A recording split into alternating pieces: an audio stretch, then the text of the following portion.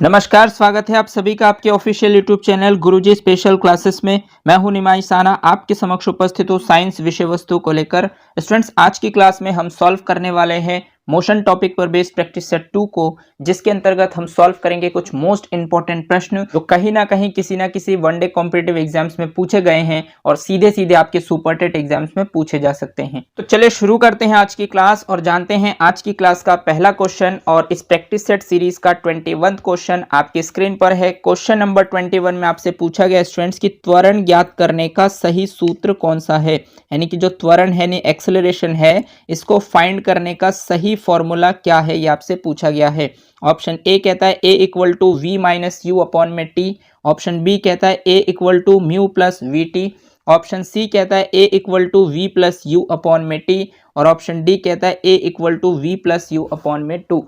तो आपको बताना है स्टूडेंट्स की जो त्वरण है यानी कि एक्सेलरेशन है, इसको ज्ञात करने का सही फॉर्मूला क्या है। तो कंटेंट वाले पोर्शंस में आपने बहुत अच्छे से पढ़ा होगा स्टूडेंट्स त्वरण को, एक्सेलरेशन को, कि त्वरण बराबर होता है वेग परिवर्तन बटे समय। तो वेग परिवर्तन यानी कि जो वेग होता है, प्रारंभिक वेग और अंतिम वेग में जो अंतर आता है, डिफरेंस आता है, उसको ही हम वेग परिवर्तन कहते हैं। और इसके लिए हम रिप्रेजेंट करते हैं ए का।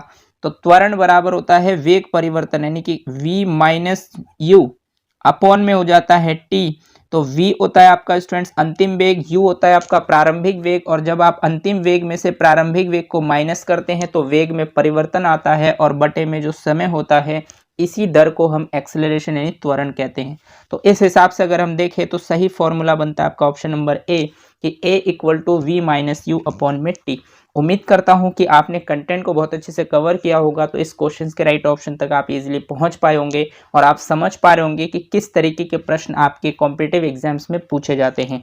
चलिए आगे बढ़ते हैं और देखते हैं नेक्स्ट प्रश्न आपसे क्या कहता है। तो नेक्स्ट प्रश्न क्वेश्चन नंबर 22 आपसे कहता है कि एक वस्तु द्वारा कुछ दूरी तय की गई, तो बताइए क्या इसका विस्थापन शून्य हो सकता है। मतलब एक वस्तु के द्वारा, मान लीजिए कि कोई वस्तु है जिसके द्वारा कुछ दूरी तय की गई है, मतलब जिसने कुछ दूरी को तय किया है, तो आपको बताना है कि क्या वो वस्तु का विस्थापन शून्य हो सकता है या फिर नहीं। ऑप्शन ए कहता है हाँ, ऑप्शन बी कहता है नहीं, ऑप्शन सी कहता है कभी नहीं, और ऑप्शन डी कहता है हमेशा। तो आपको बताना है कि एक वस्तु द्वारा जब कुछ दूरी को तय किया जाता है तो क्या उसका विस्थापन शून्य हो सकता है या फिर नहीं। तो स्टूडेंट्स, अगर आपने कंटेंट को बहुत अच्छे से कवर किया होगा तो मैंने आपको विस्थापन और दूरी में रिलेशन बताया था कि जो आपका विस्थापन का मान होता है वो हमेशा छोटा होता है और इक्वल होता है दूरी के। तो कहने का मतलब स्टूडेंट्स ये है कि अगर आप कुछ दूरी तय करते हो, ए से बी पॉइंट जाते हो और फिर से बी से ए पॉइंट आते हो, तो कहीं ना कहीं आपका विस्थापन शून्य हो जाता है, बट दूरी आपका डबल हो जाता है क्योंकि वो आपके डिस्टेंस पर डिपेंड होता है। तो इसके लिए यहाँ पर आपसे पूछा गया है कि क्या कोई वस्तु कुछ दूरी को तय करता है तो क्या उसका विस्थापन शून्य हो सकता है। तो बिल्कुल हो सकता है, और अगर आपने कंटेंट को अच्छे से देखा होगा तो आप इजीली क्वेश्चंस के राइट ऑप्शन तक पहुंच पाए होंगे। इस क्वेश्चंस का राइट ऑप्शन हो जाता है आपका ऑप्शन नंबर ए हाँ, क्योंकि विस्थापन का मान शून्य भी हो सकता है, नेगेटिव भी हो सकता है और पॉजिटिव भी हो सकता है, इसलिए इस क्वेश्चंस का राइट ऑप्शन बनता है आपका ऑप्शन नंबर ए। चलिए आगे बढ़ते हैं और देखते हैं नेक्स्ट प्रश्न आपसे क्या कहता है। तो नेक्स्ट प्रश्न क्वेश्चन नंबर 23 आपसे कहता है कि विस्थापन एक सदिश राशि है। आपको पता है कि विस्थापन, क्योंकि इसका जो स्टार्टिंग लेटर स्टूडेंट्स वो वैसे है, तो इसका मतलब यह एक प्रकार की सदिश राशि है। तो ये आपको बताया गया है कि विस्थापन एक सदिश राशि है तथा इसका एसआई मात्रक यानी कि सिस्टम ऑफ इंटरनेशनल के अनुसार जो इसका मात्रक है, यूनिट है, वो क्या है। ऑप्शन ए कहता है मीटर, ऑप्शन बी कहता है किलोग्राम, ऑप्शन सी कहता है सेकंड, और ऑप्शन डी कहता है केंडला। तो आपको बताना है स्टूडेंट्स कि अगर विस्थापन एक सदिश राशि है तो विस्थापन का एसआई मात्रक क्या है। बहुत ही सिंपल प्रश्न है, उम्मीद करता हूं कि आप इजीली पहुंच पाए होंगे, क्योंकि विस्थापन का जो मात्रक होता है स्टूडेंट्स वो होता है आपका मीटर, इसलिए इस क्वेश्चन का राइट ऑप्शन बनता है आपका ऑप्शन नंबर ए। और कंटेंट वाले पोर्शन में मैंने आपको बहुत अच्छे से बता रखा है कि विस्थापन एक सदिश राशि है और इसका मात्रक मीटर होता है। हालांकि अगर अदर कंडीशन से हम देखें तो किलोग्राम मात्रक होता है द्रव्यमान का, इसलिए ये नहीं हो सकता। सेकंड मात्रक होता है समय का, इसलिए ये भी नहीं हो सकता। और केंडला मात्रक होता है ज्योति तीव्रता का, इसलिए ये भी नहीं हो सकता। तो बचा हुआ ऑप्शन आपका ए है जो कि विस्थापन का मात्रक है, क्योंकि विस्थापन को हम मीटर में ही कैलकुलेट करते हैं एसआई सिस्टम के अनुसार। तो इसलिए इस क्वेश्चन का राइट ऑप्शन बनता है आपका ऑप्शन नंबर ए। चलिए आगे बढ़ते हैं और देखते हैं नेक्स्ट प्रश्न आपसे क्या कहता है। तो नेक्स्ट प्रश्न क्वेश्चन नंबर 24 आपसे कहता है कि चलती हुई बस जब अचानक ब्रेक लगाती है तो उसमें बैठे हुए यात्री आगे की दिशा में गिरते हैं। इसको किसके द्वारा समझाया जा सकता है? देखिए, चलती हुई बस में, जब आप चलती हुई बस में बैठते हैं और अचानक से ब्रेक लगता है तो यात्री जो बैठे होते हैं वो आगे की दिशा में गिरते हैं। तो इसको किसके द्वारा समझाया जा सकता है? आपसे ऑप्शन ए कहता है सापेक्षता सिद्धांत, ऑप्शन बी कहता है न्यूटन का पहला नियम, ऑप्शन सी कहता है न्यूटन का पहला नियम। स्टूडेंट थोड़ा सा टाइपिंग एरर है, ये पहला नहीं है, यहाँ पर हो जाएगा आपका दूसरा नियम। तो न्यूटन का दूसरा नियम, और ऑप्शन डी कहता है न्यूटन का तीसरा नियम। यानी कहने का मतलब, मान लीजिए कि आप चलती हुई बस में बैठे हैं और अचानक से ड्राइवर ने ब्रेक लगाया तो आप आगे की ओर झुकेंगे, आगे की दिशा में गिरेंगे। तो इसमें न्यूटन का कौन सा नियम लगता है? देखिए, सापेक्षता का सिद्धांत तो नहीं लगता। न्यूटन के गति के 3 नियम होते हैं और इसको हमने कंटेंट वाले पोर्शंस में बहुत अच्छे से कवर किया है। उम्मीद करता हूं कि आप क्वेश्चंस के राइट ऑप्शन तक इजीली पहुंच पाए होंगे, क्योंकि इसमें लगता है आपके न्यूटन का पहला नियम। क्योंकि इसके अंतर्गत स्टूडेंट्स मैंने आपको कंटेंट वाले पोर्शंस में बहुत अच्छे से बताया है। जब हम न्यूटन के गति के नियम को पढ़ रहे थे तो सबसे पहले मैंने इसके कॉन्सेप्ट को समझाया, उसके बाद उस पर बेस्ड बहुत सारे एप्लीकेशंस होते हैं, अनुप्रयोग होते हैं, जहां से सीधे सीधे क्वेश्चंस बनते हैं कि जब घुड़सवार घोड़े पर बैठा होता है और घोड़ा अचानक चलता है तो घुड़सवार पीछे की ओर गिरता है, और अगर घोड़ा रुक जाता है चलते हुए तो घुड़सवार आगे की ओर गिरता है। इसमें न्यूटन का प्रथम नियम लगता है। अगर आपने वो क्लासेस बहुत अच्छे से देखे होंगे तो आप समझ सकते हैं कि कंटेंट आपके लिए कितना ज़रूरी है और किस तरीके के प्रश्न आपके एग्जाम्स में बनते हैं। उम्मीद करता हूं कि आप क्वेश्चंस के राइट ऑप्शन तक इजीली पहुंच पाए होंगे, क्योंकि इसका राइट ऑप्शन हो जाएगा आपका ऑप्शन नंबर बी, न्यूटन का पहला नियम। चलिए आगे बढ़ते हैं और देखते हैं नेक्स्ट प्रश्न। क्वेश्चन नंबर 25 आपसे क्या कहता है? तो क्वेश्चन नंबर 25 में बताया गया स्टूडेंट्स, चाल बराबर, स्टूडेंट थोड़ा सा टाइपिंग एरर इसमें, स्टार्टिंग में हो जाएगा आपका डैश और बटे में हो जाएगा आपका समय, यानी कि चाल बराबर डैश बटे समय। तो इस डैश के प्लेस पर क्या आएगा ये आपसे पूछा गया है। ऑप्शन ए कहता है विस्थापन आएगा, या ऑप्शन बी कहता है दूरी, या फिर ऑप्शन सी कहता है वेग, और ऑप्शन डी कहता है त्वरण। तो आपको बताने हैं कि इस डैश के प्लेस पर इन चारों ऑप्शनों में से कौन सा ऑप्शन सही बैठेगा। तो चाल बराबर आपने बचपन से ही पढ़ा होगा स्टूडेंट्स, चाल यानी स्पीड, स्पीड इक्वल टू होता है डिस्टेंस अपॉन टाइम, और हिंदी में अगर हम देखें तो होता है दूरी बटे समय। तो चाल बराबर होता है दूरी बटे समय। तो इसमें जो डैश के प्लेस पर आएगा स्टूडेंट्स आपका हो जाएगा ऑप्शन नंबर बी, यानी कि दूरी। तो इस क्वेश्चन का राइट ऑप्शन हो जाएगा आपका ऑप्शन नंबर बी। उम्मीद करता हूं कि आप क्वेश्चंस के राइट ऑप्शन तक इजीली पहुंच पाए होंगे और समझ पा रहे हैं कि किस तरीके से बेसिक से लेकर एडवांस लेवल तक के किस तरीके के प्रश्न आपके मोशन टॉपिक पर बन सकते हैं।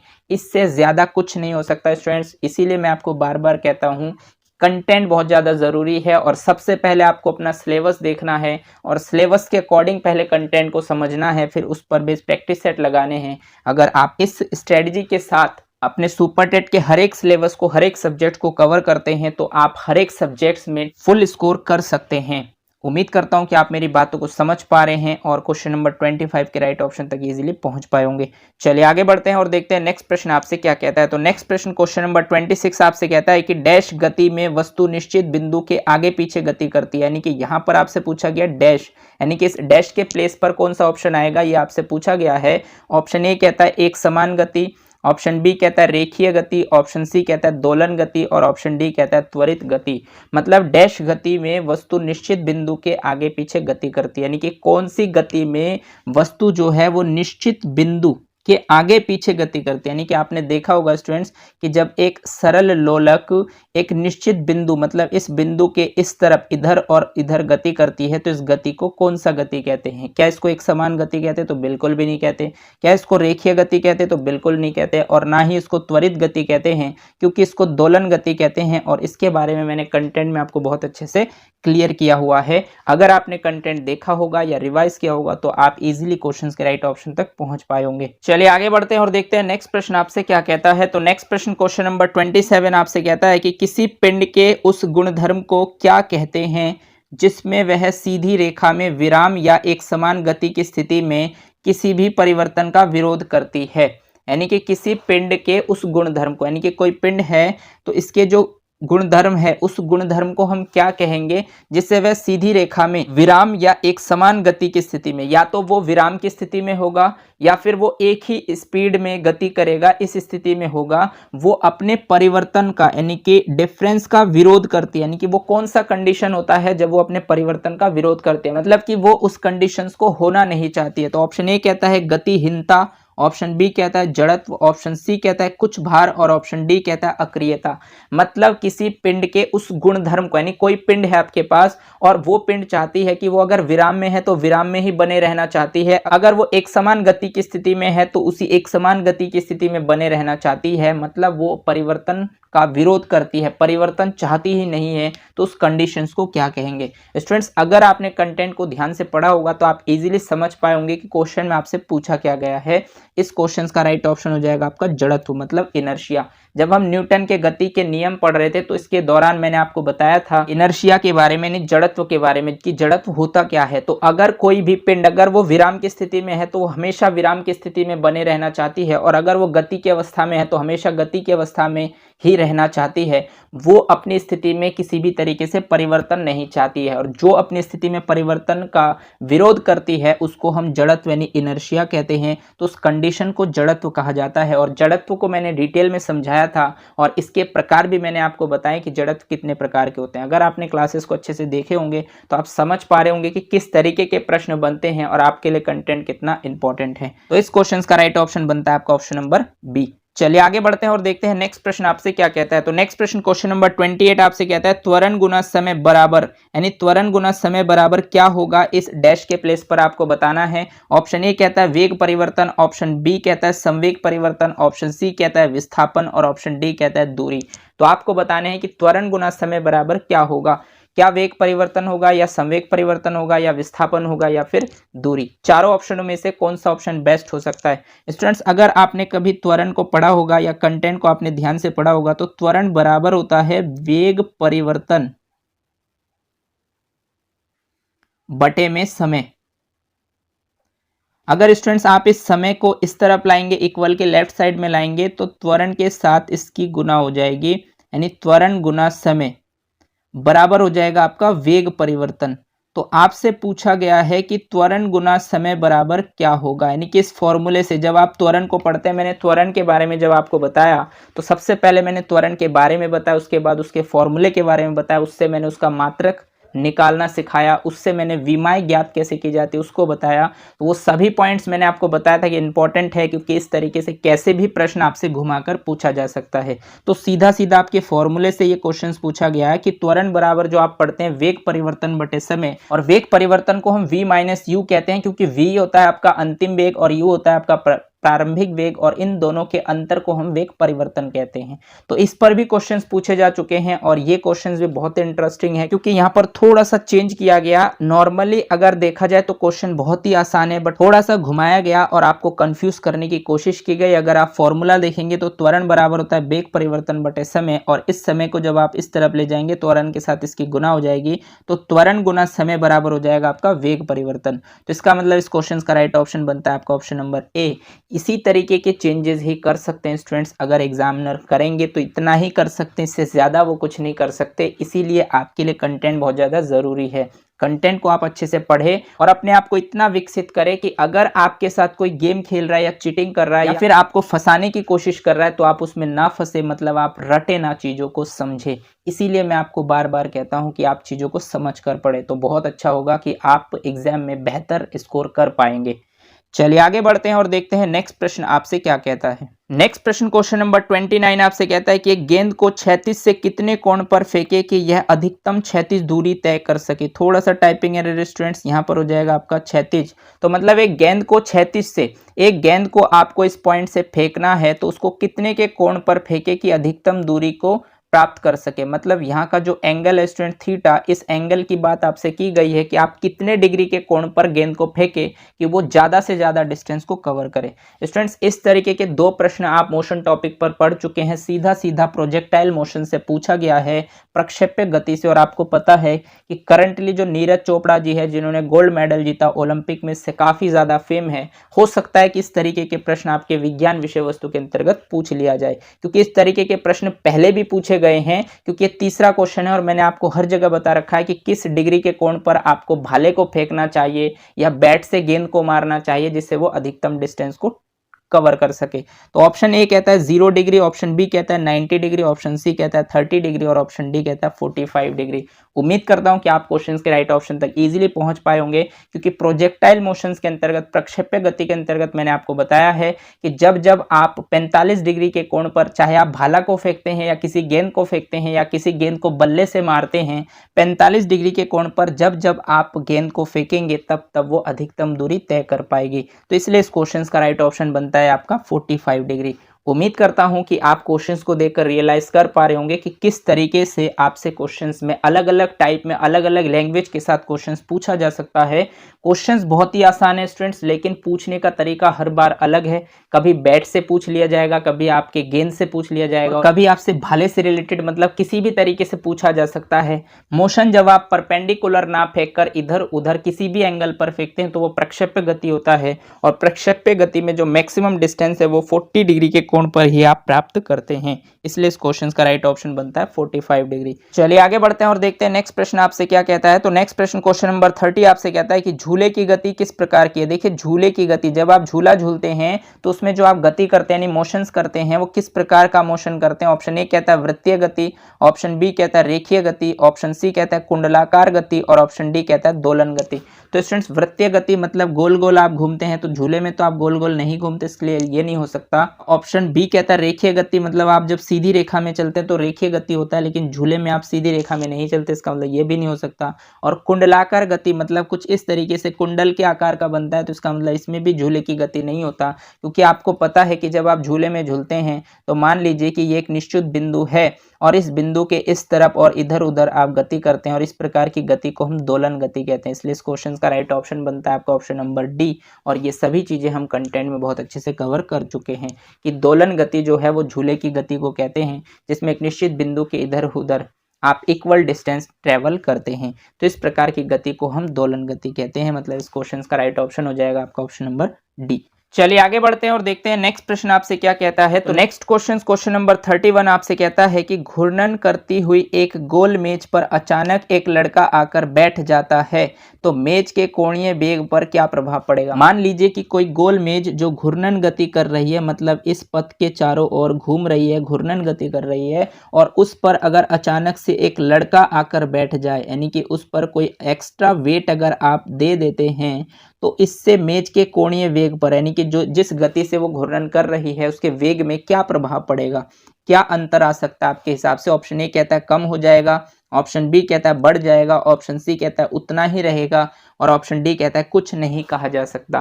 तो आपको बताना है कि जब स्टूडेंट्स मान लीजिए कि कोई मेज है जो गोल गोल घूम रही है, यानी कि घूर्णन गति कर रही है, और उस पर यदि आप किसी भार को, किसी लड़के को ही आकर बिठा देते हैं, तो आपको पता होगा कि उसके कोणीय वेग पर, मतलब उसका जो वेग था उस वेग पर क्या प्रभाव पड़ेगा। तो सीधी सीधी बात है कि अगर आप उस पर कोई एक्स्ट्रा वेट देंगे तो जाहिर सी बात है कि उसकी जो वेग है, यानी कि उसका जो कोणीय वेग है वो घट जाएगा, कम हो जाएगा, मतलब उसकी स्पीड रुक जाएगी या कम हो जाएगी। तो इसका मतलब इसका राइट ऑप्शन हो जाएगा आपका ऑप्शन नंबर ए, कम हो जाएगा। मतलब घूर्णन करती एक गोल मेज पर अचानक अगर आप एक लड़के को आकर बिठा देते हैं तो मेज के कोणीय वेग जो है वो कम हो जाएगा, ये प्रभाव उस पर पड़ेगा। इसलिए इस क्वेश्चन का राइट ऑप्शन बनता है आपका ऑप्शन नंबर ए।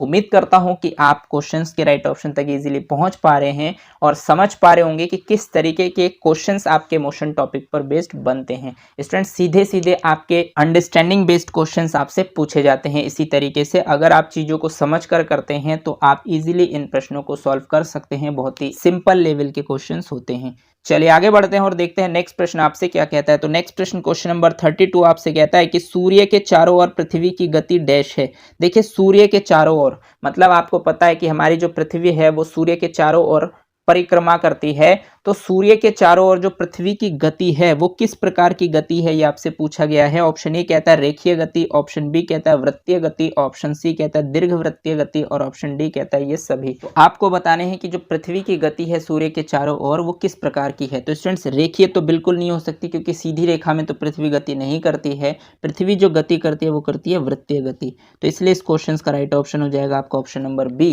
क्योंकि सूर्य के चारों ओर जो पृथ्वी की गति होती होती है वो वृत्तीय गति होती है, इसलिए इस क्वेश्चन का राइट ऑप्शन बनता है आपका ऑप्शन नंबर बी। चलिए आगे बढ़ते हैं और देखते हैं नेक्स्ट प्रश्न आपसे क्या कहता है। तो नेक्स्ट प्रश्न क्वेश्चन नंबर 33 आपसे कहता है कि गति के द्वितीय समीकरण है, यानी कि जो गति का सेकंड इक्वेशन है वो क्या है, ये आपसे पूछा गया है। ऑप्शन ए कहता है v square equal to u square plus 2a cube, option B कहता है v इक्वल टू होता है u plus a t, option C कहता है s बराबर u t plus half a t square, और ऑप्शन डी कहता है v बराबर u प्लस जी टी। तो आपको बताना है स्टूडेंट्स की मोशंस का जो सेकंड इक्वेशन यानी गति का जो द्वितीय समीकरण है वो क्या है।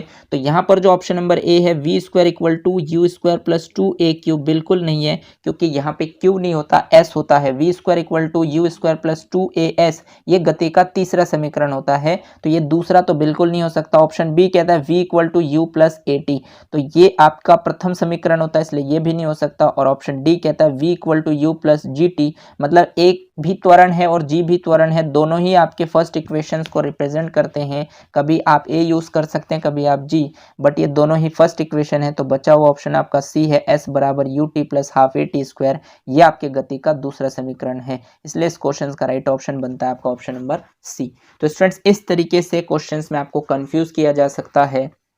आप देख पा रहे हैं कि तीनों ही समीकरण जो है मिलते जुलते हैं, बट थोड़े थोड़े माइनर इसमें चेंजेस किए गए ताकि आप कंफ्यूज हो जाए और आप किसी भी तरीके से क्वेश्चंस को गलत कर बैठे। यही एग्जामिनर की सोच है, इसीलिए वो इस तरीके के प्रश्न आपके एग्जाम्स में बनाते हैं, जिससे आपको लगता है कि पेपर बहुत टफ है। हालांकि आप कंटेंट को अच्छे से नहीं रीड करते, इसी वजह से आपको ये सभी प्रॉब्लम्स आते हैं। इसलिए आपको किसी भी सब्जेक्ट्स को पढ़ना है तो उसके कंटेंट को बारीकी से अध्ययन करना है और उस पर बेस प्रैक्टिस सेट लगाने हैं जो आपके प्रीवियस ईयर में वनडे कॉम्पिटिटिव एग्जाम्स में पूछे जाते हैं। अगर आप इस स्ट्रेटजी को फॉलो करते हैं तो आप मोस्टली सुपर टेट जैसे एग्जाम में 120 प्लस मार्क्स इजीली गेन कर सकते हैं। उम्मीद करता हूं कि आप मेरी बातों को समझ पा रहे हैं और इस प्रश्न के राइट ऑप्शन तक भी इजीली पहुंच पाए होंगे। चलिए आगे बढ़ते हैं और देखते हैं नेक्स्ट प्रश्न आपसे क्या कहता है। तो नेक्स्ट प्रश्न क्वेश्चन नंबर 34 आपसे कहता है कि न्यूटन का गति के तीसरे नियम के अनुसार क्रिया तथा प्रतिक्रिया से संबंध बल, यानी कि न्यूटन के जो गति का तीसरा नियम है स्टूडेंट्स, जिसमें आपने पढ़ा होगा क्रिया और प्रतिक्रिया के बारे में, इससे संबंधित बल क्या होते हैं। ऑप्शन ए कहता है हमेशा एक ही वस्तु पर लगे होने चाहिए, मतलब जब आप क्रिया करते हैं तो उसकी जो प्रतिक्रिया से संबंधित जो बल लगता है वो हमेशा एक ही वस्तु पर लगना चाहिए। या ऑप्शन बी कहता है भिन्न भिन्न वस्तु पर लगे हो सकते हैं। ऑप्शन सी कहता है हमेशा भिन्न भिन्न वस्तुओं पर ही लगे होने चाहिए। और ऑप्शन डी कहता है का परिमाण बराबर होना जरूरी नहीं, किंतु उनकी दिशा समान होनी चाहिए। मतलब यह है कि अगर आपने न्यूटन के गति के तीसरे नियम को पढ़ा होगा, जिसमें हम क्रिया प्रतिक्रिया का नियम भी कहते हैं, तो इसके अंतर्गत जो आप बल लगाते हैं, मतलब जब आप क्रिया करते हैं तो उसके विपरीत दिशा में आपको प्रतिक्रिया मिलती है, तो कहीं ना कहीं आपका वहां पर जो बल लगता है वो बल किस प्रकार से होता है, ये आपसे पूछा गया है। तो उम्मीद करता हूं कि आप क्वेश्चंस को देखकर रियलाइज कर पा रहे होंगे कि किस लेवल के प्रश्न आपके एग्जाम्स में पूछे जाते हैं। ये स्टूडेंट्स वो प्रश्न है जो सिलेक्टेड, जो कहीं ना कहीं किसी ना किसी कॉम्पिटिटिव एग्जाम्स में पूछे गए हैं, और इन्हीं प्रश्नों को सॉल्व करने के बाद आपको कॉन्फिडेंस मिलता है। क्योंकि अगर आप मोशन से रिलेटेड 8-10 क्वेश्चन सॉल्व कर लेंगे तो उससे ये नहीं हो सकता कि आप सुपर टेट के एग्जाम्स में मोशन से रिलेटेड हर एक क्वेश्चन को सॉल्व कर सकते हैं। तो इसीलिए मैं आपको सबसे पहले कंटेंट कराता हूँ, उसके बाद प्रैक्टिस सेट तैयार कराता हूँ, ताकि आप कंटेंट में जो भी कमियां करते हैं आपको अंदाजा नहीं हो पाता कि किस तरीके के क्वेश्चंस पूछे जा सकते हैं, और अगर पूछे जाते हैं तो हमें कैसे पहुंचना होता है। अगर आपने कंटेंट को बहुत अच्छे से कवर किया होगा तो आप इजीली इस क्वेश्चंस के राइट ऑप्शन तक पहुंच पाए होंगे। क्योंकि जब मैं न्यूटन के गति के तीसरे नियम को समझा रहा था तो मैंने हर एक बिंदु को बहुत बारीकी से समझाया, और मैंने आपको बताया था कि जब आप किसी को चाटा मारते हैं तो बदले में आपको, जब वो चाटा मारे मतलब आपने क्रिया की उसके गाल पर और उसने विपरीत क्रिया आपके गाल पर की, तो क्रिया और प्रतिक्रिया का नियम, इस तरीके से मैंने आपको एग्जाम्पल दिया था न्यूटन के तीसरे नियम पर। तो उसी एग्जाम्पल से आप इस क्वेश्चन के राइट ऑप्शन तक पहुंच सकते हैं। क्योंकि जब आप किसी पर क्रिया करते हैं, मतलब आप किसी को चाटा मारते हैं और बदले में वो व्यक्ति आपको चाटा मारता है, तो इसका मतलब ये हुआ कि दोनों ही पिंड कैसे हैं, अलग अलग है, वस्तु अलग अलग है, या पिंड अलग अलग है, या फिर व्यक्ति अलग अलग है। तो इसका मतलब ऑप्शन नंबर सी हो जाएगा कि हमेशा भिन्न भिन्न वस्तुओं पर ही लगे होने चाहिए। मतलब जो क्रिया आप करते हैं तो उसके बदले में जो आपको प्रतिक्रिया मिलती है वो दोनों के दोनों अलग अलग वस्तु पर ही लगे होने चाहिए। और इस बात को भी मैंने कंटेंट में बहुत अच्छे से बताया था, आपको मैंने जोर भी दिया था कि इस तरीके के कंडीशंस पे क्वेश्चंस पूछे जाते हैं। तो सीधे सीधे वहीं से क्वेश्चंस पूछे गए हैं। इसलिए इस क्वेश्चन का राइट ऑप्शन बनता है आपका ऑप्शन नंबर सी। अगर आप देखेंगे तो ऑप्शन ए कहता है हमेशा एक ही वस्तु पर लगे होने चाहिए, बिल्कुल गलत बात है। भिन्न भिन्न वस्तुओं पर लगे हो सकते हैं, यानी कि पॉसिबिलिटी का केस है, इसका मतलब ये भी गलत है। और इसका परिमाण बराबर होना जरूरी नहीं, देखिए परिमाण हमेशा बराबर होता है, लेकिन यहाँ पर बताया बराबर जरूरी नहीं है, इसलिए ये भी गलत है। तो ऑप्शन नंबर सी वैसे भी आपका राइट ऑप्शन है। और आपको पता है कि जिस तरीके से आप सुपरटेट को टारगेट करके क्रिया कर रहे हैं, मतलब जितना फोर्स आप लगा रहे हैं सुपरटेट को लेकर, जितने सीरियस है उसी हिसाब से आपके रिजल्ट भी आएंगे। मतलब जितना सीरियस आज आप है, जिस तैयारी के साथ, जिस मेहनत के साथ आप तैयारी कर रहे हैं, तो उसी हिसाब से आपकी प्रतिक्रिया भी मिलेंगे। मतलब दोनों बल आपस में कैसे होंगे, बराबर होंगे। अगर आप इस हिसाब से भी देखेंगे तब भी तीनों ऑप्शन गलत है। तो मैं इसीलिए आपको कहता हूं कि कंटेंट को अगर आप ढंग से पढ़ते हैं, चीजों को समझ कर पढ़ते हैं, तो आप क्वेश्चंस में ऑप्शंस को छाट कर भी राइट ऑप्शन तक पहुंच सकते हैं। अगर कोई नया क्वेश्चंस भी बनता है तो उसको भी आप इजीली कर सकते हैं। स्टूडेंट्स इसीलिए मैं आपको चारों ऑप्शन को डिटेल करता हूं ताकि आपकी समझ विकसित हो सके। देखिए सिर्फ क्वेश्चन सॉल्व करना या स्कोर प्राप्त करना ही आपका ध्येय नहीं है, आपका कॉन्सेप्ट क्लियर होना चाहिए, क्योंकि नए क्वेश्चंस को सॉल्व करने के लिए आपका कॉन्सेप्ट क्लियर होना जरूरी है। इसीलिए जो वीडियोस है, यानी कि जो क्लासेस है, थोड़े से लेंदी बनते हैं। हो सकता है कभी कभी आप बोर हो जाते होंगे, आप सोचते हैं कि सर इतना ज़्यादा क्यों एक्सप्लेन करते हैं, लेकिन इसके पीछे का रीज़न यही है कि आपका कॉन्सेप्ट क्लियर हो जाए। उम्मीद करता हूं कि आप मेरी बातों को समझ पा रहे हैं और इन प्रश्नों के राइट ऑप्शन तक इजीली पहुंच पा रहे होंगे। चलिए आगे बढ़ते हैं और देखते हैं नेक्स्ट क्वेश्चन। क्वेश्चन नंबर 35 आपसे क्या कहता है। तो क्वेश्चन नंबर 35 में आपसे कहता है स्टूडेंट्स के रिक्त स्थान भरिए। रिक्त स्थान में आपसे पूछा गया स्टूडेंट्स डैश, तो डैश बराबर, स्टूडेंट थोड़ा सा टाइपिंग एरर है यहाँ पर हो जाएगा आपका बराबर के इस तरफ हो जाएगा आपका विस्थापन।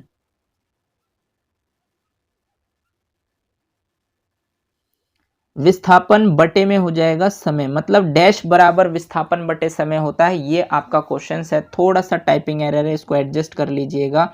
डैश बराबर विस्थापन बटे समय। ऑप्शन ए कहता है चाल, ऑप्शन बी कहता है वेग, ऑप्शन सी कहता है त्वरण और ऑप्शन डी कहता है इनमें से कोई नहीं। तो आपको बताना है कि ये जो विस्थापन बटे समय होता है ये किसके बराबर होता है। क्या ये चाल के बराबर होता है? तो बिल्कुल भी नहीं होता है, क्योंकि आपको पता है चाल बराबर होता है दूरी बटे समय।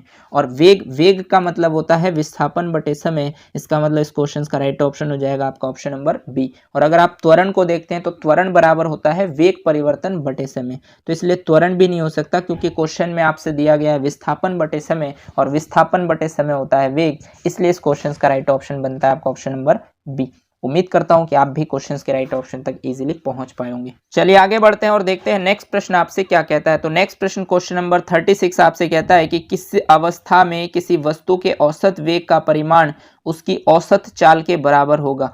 मतलब किस अवस्था में, वो कौन सा स्टेज है जिस अवस्था में किसी वस्तु का औसत वेग का जो परिमाण है, यानी कि औसत वेग है, वो उसके औसत चाल के बराबर होगा। तो वो किस कंडीशन में होगा। ऑप्शन ए कहता है जब वस्तु का विस्थापन उसके द्वारा तय की गई दूरी से अधिक हो। ऑप्शन बी कहता है जब वस्तु का विस्थापन उसके द्वारा तय की गई दूरी से कम होगा। ऑप्शन सी कहता है जब वस्तु का विस्थापन उसके द्वारा तय की गई दूरी के समान होगा। और ऑप्शन डी कहता है उपरोक्त में से कोई नहीं। यानी कहने का मतलब स्टूडेंट्स ये है कि वो कौन सा स्टेज है, यानी कि वो कौन सी अवस्था है जिसमें किसी वस्तु का यदि आप औसत वेग निकाल रहे हैं तो उसके औसत वेग का जो परिमाण है, जो मैग्नीट्यूड है, उसके औसत चाल के परिमाण के बराबर होगा। देखिए अगर आप देखेंगे ऑप्शन नंबर ए में जब वस्तु का विस्थापन उसके द्वारा तय की गई दूरी से अधिक होगा, तो अधिक होगा तो कैसे बराबर हो जाएगा। ऑप्शन बी कहता है जब वस्तु का विस्थापन उसके द्वारा तय की गई दूरी से कम होगा, तो कम होगा तो कैसे बराबर हो सकता है। इसका मतलब ऑप्शन नंबर सी है कि जब वस्तु का विस्थापन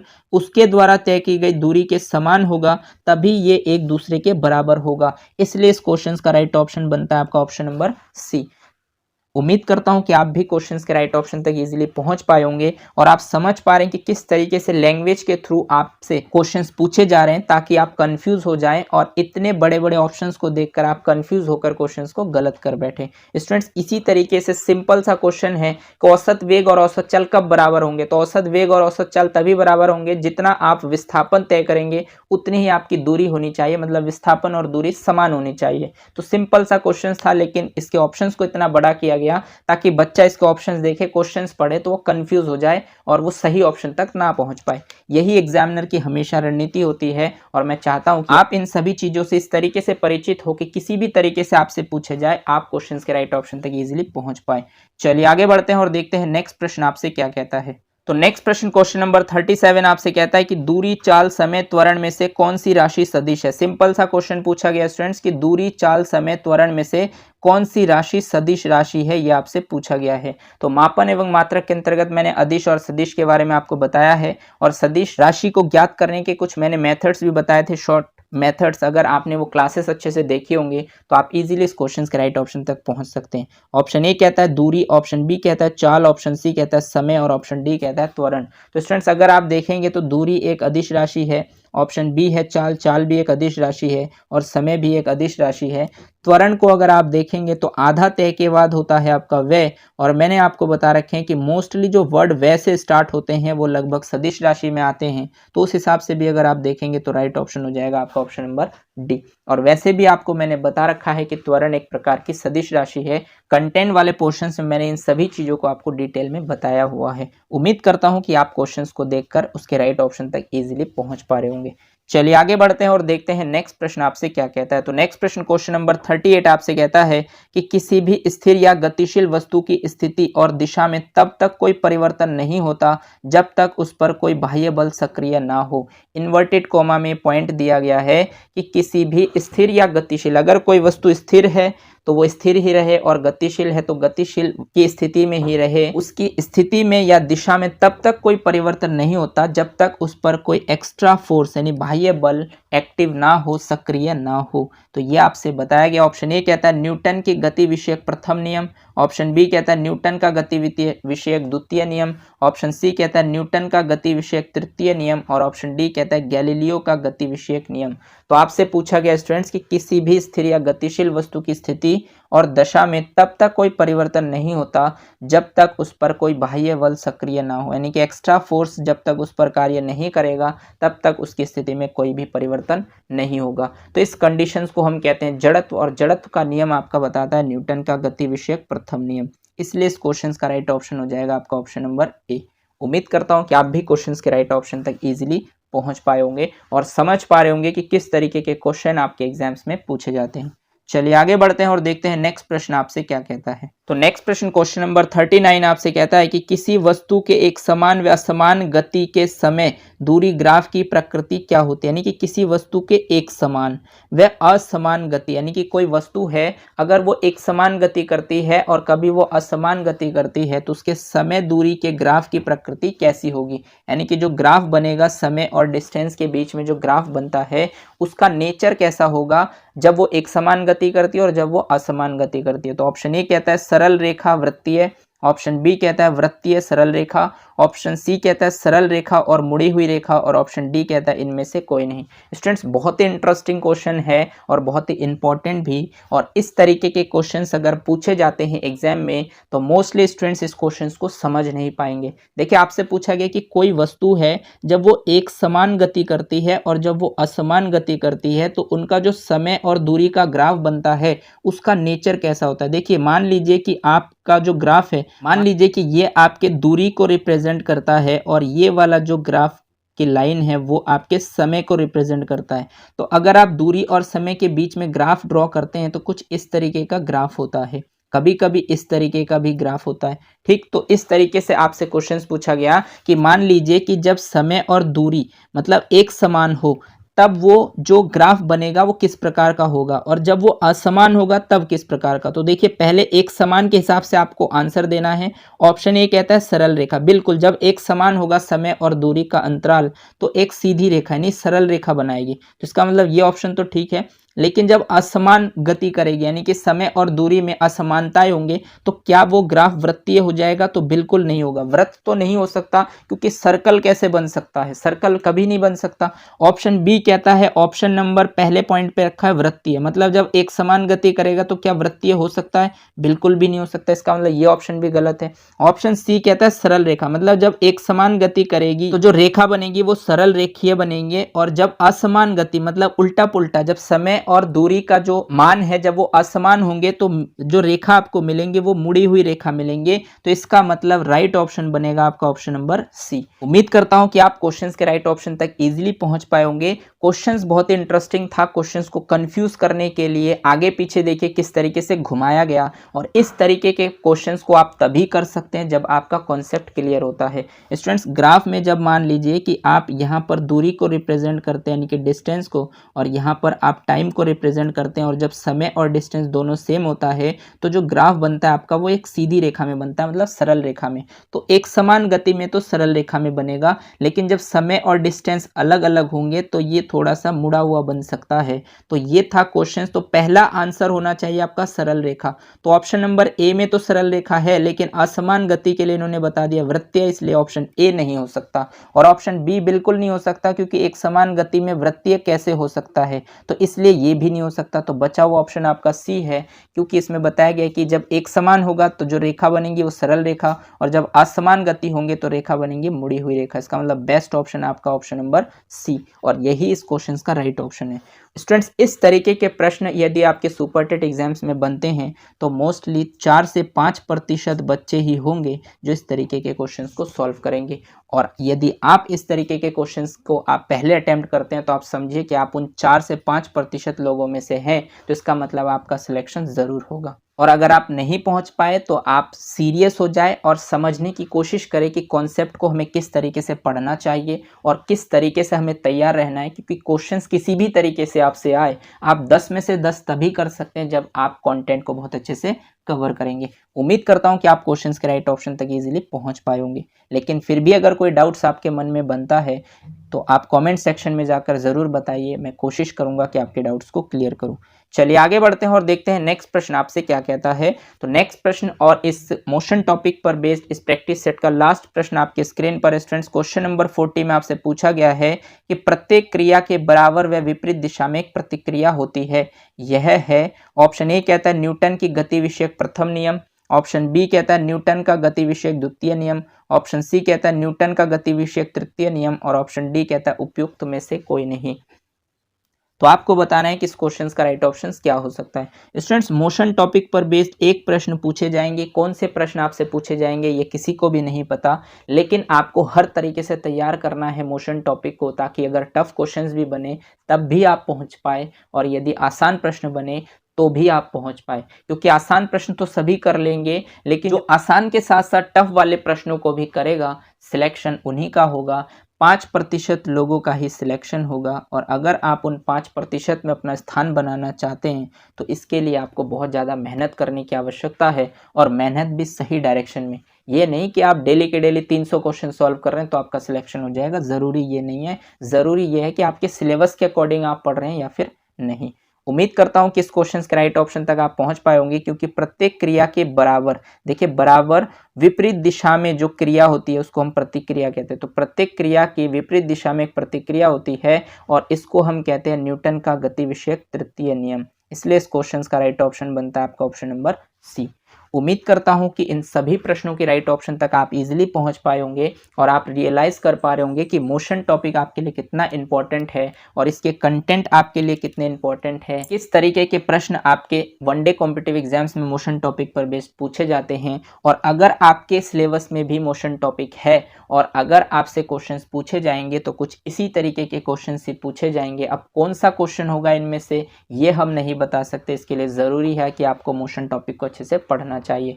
उम्मीद करता हूं कि जितने भी क्लासेस मैंने मोशन टॉपिक के अंतर्गत लिए हैं उन सभी क्लासेस के आपने नोट्स प्रॉपर तैयार किए होंगे, हर एक क्लास को आपने अटेंड किया होगा और उसको समझने की कोशिश की होगी। अगर आपने हर एक क्लास को अटेंड किया और इन प्रैक्टिस क्वेश्चंस को आप सॉल्व करते हैं तो आपके सुपर टेट में जो एक प्रश्न साइंस में मोशन टॉपिक पर बेस्ड पूछे जाने वाले हैं उस प्रश्न के राइट ऑप्शन तक आप इजीली पहुंच पाएंगे। लेकिन फिर भी अगर कोई डाउट्स आपके मन में बनता है तो आप मुझे कमेंट सेक्शन में जाकर कमेंट कर सकते हैं। मैं कोशिश करूंगा कि आपके डाउट्स को क्लियर करूं। और आज की क्लास में क्वेश्चंस का लेवल कैसा रहा, आपके स्कोर कितने रहे, ये मुझे कमेंट सेक्शन में ज़रूर बताएं, ताकि मैं रियलाइज़ कर पाऊँ कि आपको क्वेश्चन सही लग रहे हैं, आपके स्कोर कितने हैं, आप मेहनत कर रहे हैं या फिर नहीं। आज के लिए बस इतना ही। अगर आपको क्लास अच्छी लगी हो तो इसे लाइक कीजिए, अपने दोस्तों के साथ शेयर कीजिए, और अगर आपने चैनल को सब्सक्राइब नहीं किया है तो चैनल को सब्सक्राइब कर लीजिए, बेल आइकन को प्रेस कर दीजिए, ताकि इसी तरीके के बेनिफिशियल वीडियो जब भी मैं आपके लिए बनाऊं तो आपको टाइम टू टाइम नोटिफिकेशन मिलते रहें। धन्यवाद। जय हिंद।